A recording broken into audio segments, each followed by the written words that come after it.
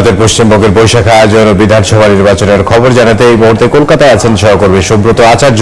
সরাসরি তার কাছে যাব। সুব্রত, বঙ্গাব্দ 1433-এর প্রথম দিন একটু ব্যতিক্রম। কেন ব্যতিক্রম? আপনারা জানেন যে এবার বিধানসভা নির্বাচন আসন্ন। ঠিক আজকে থেকে 7 দিন পর 23 এপ্রিল প্রথম দফায় পশ্চিমবঙ্গে ভোট এবং তারপর 29 এপ্রিল, এই 2 দফায় 294 আসনের ভোট। অন্যদিকে পশ্চিমবঙ্গ জুড়ে আজকে বাংলা বছরের প্রথম দিন উদযাপিত হচ্ছে।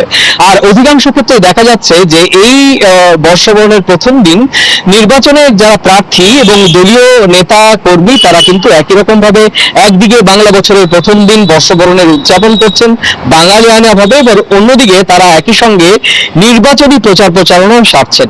সকালবেলা আমরা দেখিয়েছি যে প্রথম রাজ্যের সবচেয়ে বড় মঙ্গল শোভাযাত্রা সেটি দক্ষিণ কলকাতার গাঙ্গুলি বাগান থেকে শুরু হয়েছিল এবং শেষ হয় গিয়ে প্রায় 4 কিলোমিটার পর যাদবপুরের সুকান্ত সেতুর ঠিক শেষে, এবং তারপর একটি অনুষ্ঠানের মধ্যে দিয়ে কিন্তু ওই গাঙ্গুলি বাগানের এই মঙ্গল শোভাযাত্রা শেষ হয়। এই মঙ্গল শোভাযাত্রাতেও কিন্তু একটি প্রতিবাদের সুর দেখা গিয়েছে। সেই প্রতিবাদের সুর কি? এসআইআর জানেন যে প্রায় 91 লক্ষ মানুষের নাম এবার ভোটার তালিকা থেকে বাদ গিয়েছে।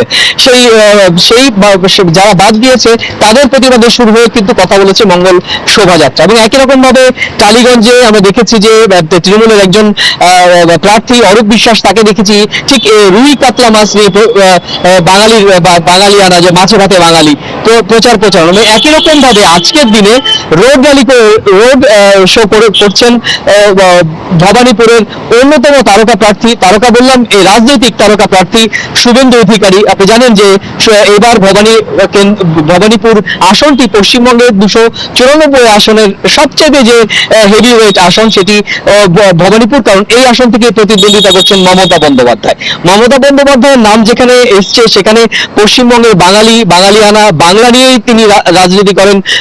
এবং একই রকম ভাবে আজকে প্রথম সকালবেলা তিনি ভিডিও বার্তা দিয়েছেন, তিনি টুইট করেছেন এবং সেখানেও বলেছেন যে দিল্লির জমিদারি চলবে না, বাঙালিয়ানাকে রক্ষা করতে হবে, যে কোনো ভাবে দিল্লির দাদাগিরিকে বন্ধ করতে হবে। আপনি জানেন যে গত কয়েকদিন ধরে বিজেপির পক্ষ থেকেও কিন্তু দাপিয়ে বেড়াচ্ছেন বিজেপির শীর্ষ নেতৃত্ব। বাংলা তারা ঠিক রাজনৈতিকভাবে ভোটের মাধ্যমে বাংলার ক্ষমতা দখল করতে চাইছেন।